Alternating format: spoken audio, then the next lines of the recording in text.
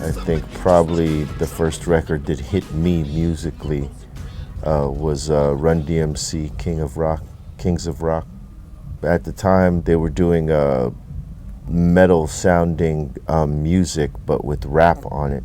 And previously, I listened to rock music, so that was something that that lured me in, and it was so different. When I first heard Rebel Without a Pause by Run DMC, up to that point, there had been a lot of great hip-hop, but when I heard that and just the freakish way their production was laid out, and the combination of voices, it just really like, wow, this is, to me at that point, is probably like the best song I've ever heard hip-hop wise.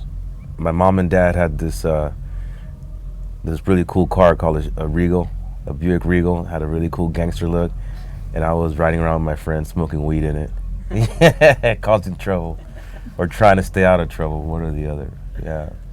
And we heard Rebel Without a Pause, and it just like, we almost all paused, like just like, what is this, It was a really cool moment.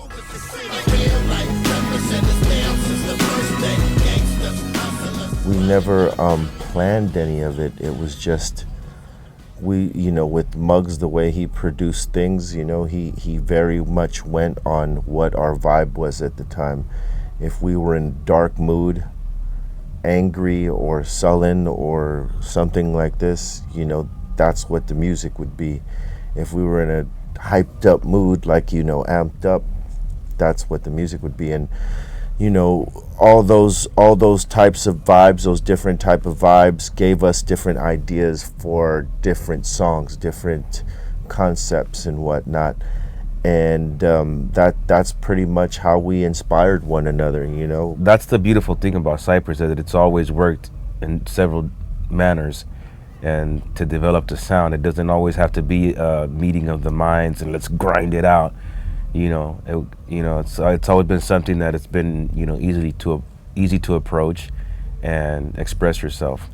I figure at the end, we all have to listen to what we have together and what we're able to live with as as a collective, because what you put out there is forever. It doesn't erase, it doesn't get taken away.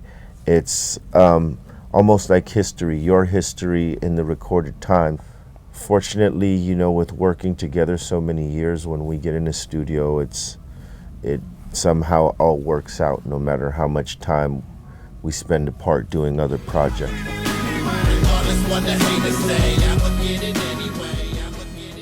I think my all-time favorite album production-wise would probably be Takes a Nation of Millions to Hold Us Back, Public Enemy with the Bomb Squad. They were some of the most progressive hip-hop producers at the time.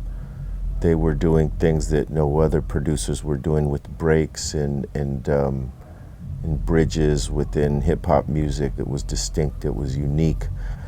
I don't ever remember hearing them putting out anything that people were like, I don't get it. It was always like, wow.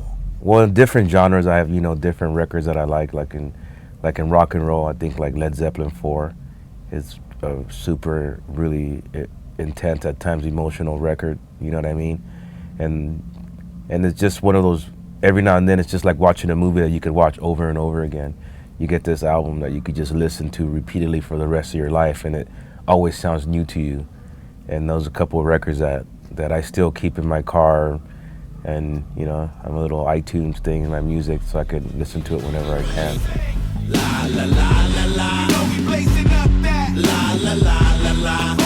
When I want to listen to something that I love, I have to like turn it up really, really loud. In my garage where I keep all my shit at, go in there and just blast music really loud. Thank God I have, really nice neighbors that don't mind.